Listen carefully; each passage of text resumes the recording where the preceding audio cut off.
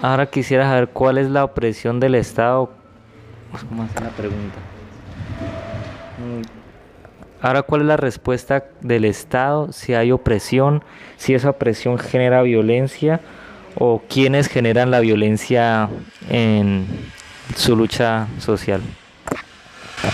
Bueno, en todas las luchas sociales, cada que un sector social, llámese indígena, afro, campesinos, estudiantes, intenta que el gobierno escuche sus peticiones, siempre hay represión. Y la represión no es por no se escucha, primero no se quiere escuchar, segundo la represión, hoy vemos una represión muy fuerte, nos están vulnerando los derechos humanos, la vulneración también está dando porque hoy nos están viendo como un actor armado, nos están disparando, ¿sí? Se está utilizando otros medios de represión que hoy han dejado muchas víctimas, muchos comuneros, muchos indígenas, muchos campesinos heridos, y eso no es reconocido, no se reconoce. El gobierno siempre camufla esas situaciones, hace como si realmente fuéramos nosotros los culpables. Hoy tenemos en nuestra movilización infiltraciones, pero cuando se habla de esas infiltraciones no se reconoce que el gobierno efectivamente es culpable de ello, sino que piensan camuflar todo este tema de infiltraciones como si pelear por los derechos fuéramos grupos armados, sino que hoy, como decimos las comunidades indígenas, seguiremos peleando y la represión siempre va a estar allí porque no quieren escuchar las peticiones pues de los diferentes sectores sociales. Entonces, pues yo creo que el tema de represión ha sido muy fuerte. Nos hemos apoyado en todos los tejidos, hemos hecho la atención que nos corresponde, pero hoy vemos que la represión la represión no debería ser por las vías de hecho, la represión debería ser más diálogo y más cumplimiento de los acuerdos y menos utilización de gas, menos utilización de artefactos explosivos y menos utilización de armas de fuego contra el que protesta para que le escuchen sus reclamaciones y hagan cumplir sus derechos. ¿En esas infiltraciones hay algún tipo de nexo con paramilitares, disidencias de las FARC o grupos al margen de la ley? Es claro que nosotros como organización indígena no tenemos ningún nexo con estos grupos al margen de la ley. Nosotros somos un pueblo en resistencia, un pueblo que peleamos por nuestros derechos y que nuestra única arma contra el Estado es un bastón. Sí, para nosotros es claro, nuestros líderes, nuestros guardias, nuestros kirguetegnas, todos los dinamizadores peleamos es por los derechos y no tenemos otra arma que es un bastón y la dignidad como pueblos indígenas. En este aspecto es muy importante el tema de la labor de las mujeres también que se ha desempeñado durante todo el proceso. Las mujeres como empoderadas de liderazgo, empoderadas de ese rol de mujeres dadoras de vida, pero también de resistencia y de fortaleza para que todas las organizaciones y todas las peticiones que hacemos como pueblos indígenas obviamente lleguen a un buen fin.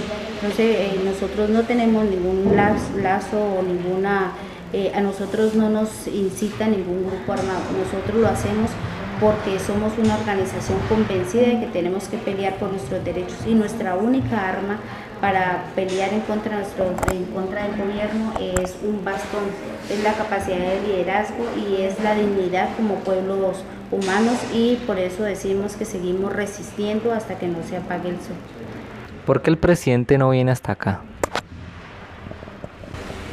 Yo personalmente creo que hoy hay una estigmatización para el Cauca. Hoy no, los grupos minoritarios, decir, no están siendo escuchados porque hay otras pretensiones. Lo otro que considero es que hoy el gobierno, por ejemplo, no ha podido entrar como tal a nuestros territorios a explotar lo que hay. O sea, es decir, siempre ha encontrado esa barrera y los indígenas siempre nos hemos convertido en la piedra en el zapato hacia el gobierno para poder venir a explotar las riquezas que tenemos. Entonces yo creo que una de las cosas por las cuales hoy no se viene es porque no hemos sido como la monedita de oro, si no nos hemos dejado. Y el otro es que el gobierno está más preocupado por qué pasa en otros países que por lo que pasa en su propio país. Y lo otro es que sabemos que los grandes movimientos políticos, pues de una u otra manera hay una influencia, ¿sí? Una influencia, entonces, pues de hecho, siempre hemos dicho que no sabemos realmente quién es el que manda o quién es el presidente acá en nuestra Colombia. ¿Por qué no levantar las vías de hecho para hablar con el presidente? Ya que él ha dicho que no vendrá hasta que no se levanten las vías de hecho. Bueno, en la movilización se ha sido claro y desde un inicio decía por qué llegamos a la movilización y llegamos a las vías de hecho, y es de tapar la Panamericana, porque en ocasiones anteriores se ha llegado a acuerdos donde se hacen acuerdos y se desbloquean las vías, ¿sí? Sin embargo, vemos que hacemos un acuerdo pero el gobierno no cumple y ya hemos tenido bastantes situaciones donde desbloqueamos la vía, pero en el momento entran también otros intereses.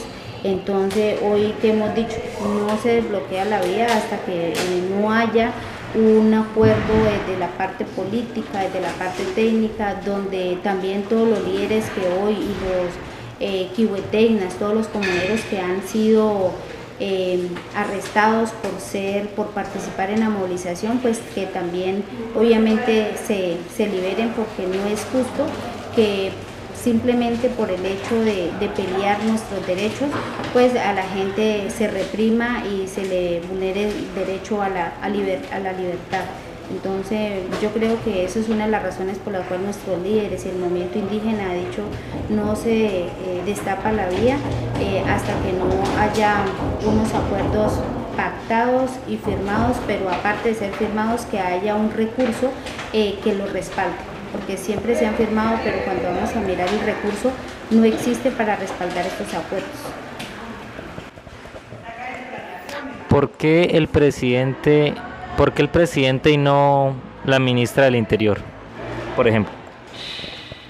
Bueno, sabemos y es claro que, es decir, el presidente es el mandatario, es la persona que de una u otra manera eligieron algunos colombianos, ¿sí? Y que esa persona es la que debe venir acá a colocarle la cara a los indígenas. Sabemos también que la ministra también puede tener mucha voluntad, sin embargo ella no tiene la total capacidad de decisión frente a algunos temas. Es el presidente quien los tiene, entonces por eso decimos, es que el que debe colocar la cara es el presidente.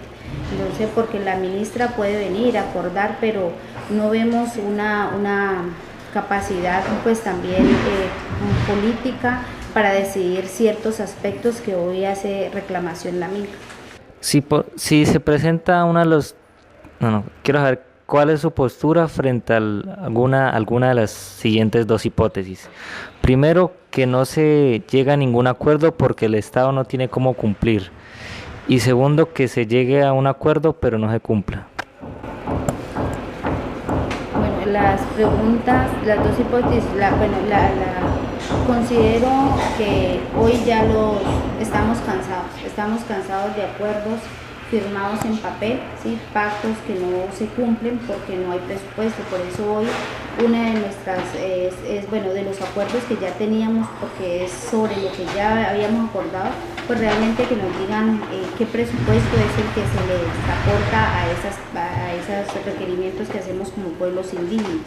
Y no queremos ya más acuerdos de papel, queremos acuerdos que realmente tengan un presupuesto, ¿sí? Y que sean también pactados a unos cortos plazos y no a años, porque a veces los acuerdos se dejan y pasan los 4 años de mandato de los presidentes y el siguiente presidente no los cumple. Entonces necesitamos acuerdos pues que queden realmente contemplados en el plan nacional de desarrollo, pero también que quede contemplado en los COMPES, que quede con un presupuesto definido en el tiempo de los periodos de los presidentes. ¿Y si no llega a existir tal presupuesto? No, yo creo que sí lo hay, porque si hay, hoy vemos grandes terratenientes aquí en Colombia.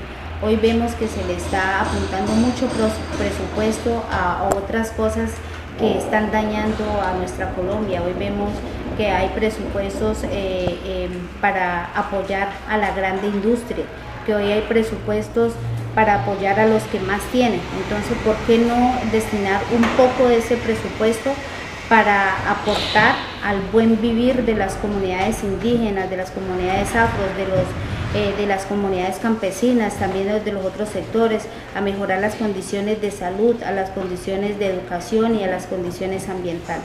Entonces el presupuesto sí lo hay, lo que pasa es que lo destinan a otras cosas para intereses de pocas personas. Bueno, la última sería, ¿cómo piensan responder por los daños que se le han hecho a la infraestructura de la vía panamericana? Bueno, yo creo que el que debe responder es el Estado, es el gobierno, porque justamente por la negativa y por no querer escuchar a tiempo las peticiones ha ocasionado que haya de pronto algún desmán en las vías, pero eso no es nada comparado con lo que nos están haciendo aquí en Colombia. Hoy el indígena tumba un árbol y hay una polémica, pero ¿qué hemos dicho cuando se están entregando grandes hectáreas de los páramos para destrucción? O sea, hoy estamos nomás prestando la atención a un árbol frente a todo lo que está pasando. Hoy no tenemos ríos, ¿sí? Entonces de eso no decimos nada. Entonces sí es importante también generar conciencia, porque la gente ve lo inmediato, ve la piedrita, que eso en un día llega un tractor y lo mueve, pero todo el daño que se ha generado en Colombia por el daño a nuestros páramos, por la minería, eso no se recupera en muchísimos años. Muchísimas gracias.